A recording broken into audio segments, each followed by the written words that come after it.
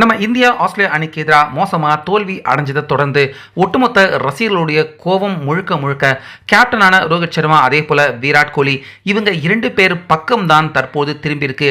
அதாவது இவங்க இரண்டு பேரும் எப்போ ஓய்வு பெறுவாங்க, அடுத்த தொடர்களையாவது இந்தியா இவங்க இல்லாமல் நல்லா விளையாண்டு ஜெயிக்கணும் அப்படின்னு தான் நம்ம இந்திய கிரிக்கெட் ரசிகர்கள் எல்லாருமே பெரும்பாலும் தற்போது எதிர்பார்த்துக்கிட்டு இருக்காங்க.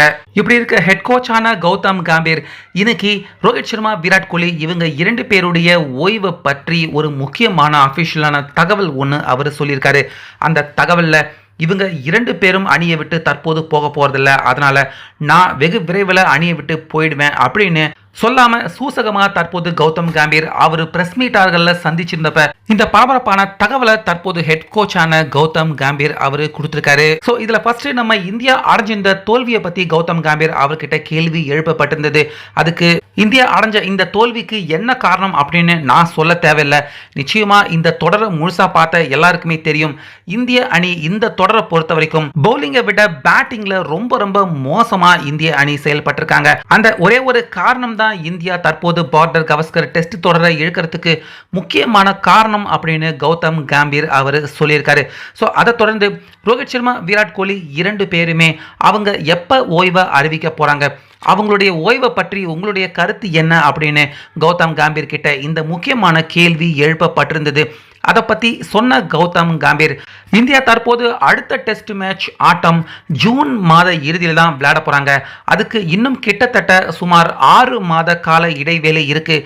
அந்த 6 மாதத்துக்கு நிச்சயமாக ரோஹித் சர்மா விராட் கோலி இரண்டு பேருமே டெஸ்ட் மேட்ச் ஆட்டத்தில் இருந்து நிச்சயமாக அவங்க இரண்டு பேருமே ஓய்வை அறிவிக்க போகிறது இல்லை. அதே போல் மற்றவங்க ஓய்வை பற்றி அவங்களுடைய டிசிஷனில் எப்பயுமே நான் தலையிடுறதில்ல.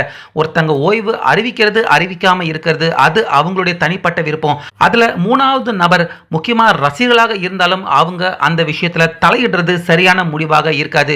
ஆனா ரோஹித் சர்மா விராட் கோலி இரண்டு பேருமே இப்போதைக்கு அவங்க இரண்டு பேருமே ஓய்வு அறிவிக்கிற மைண்ட் செட்ல கிடையாது. ஆனா இந்தியா இதே மாதிரி அவங்க இரண்டு பேரால தொடர்ச்சியா ஒருவேளை தோல்வி அடைஞ்சுக்கிட்டே வந்தாங்கன்னா நிச்சயமா நான் சொன்ன காலத்துக்கு முன்னாடியே இந்திய அணியின் தலைமை பயிற்சியாளர் பதவியில் இருந்து நான் விலகிடுவேன். ஏன்னா தொடர்ச்சியா என்னுடைய தலைமையில இந்தியா இதுவரைக்கும் வரலாறு காணாத தோல்விகள் தொடர்ந்து ஒவ்வொரு சீரீஸ்லயுமே மோசமான தோல்விகள் அடைஞ்சுக்கிட்டே வராங்க. ஸோ இந்த நிலைமை தொடர்றது எனக்கு அது சரியாக படலை.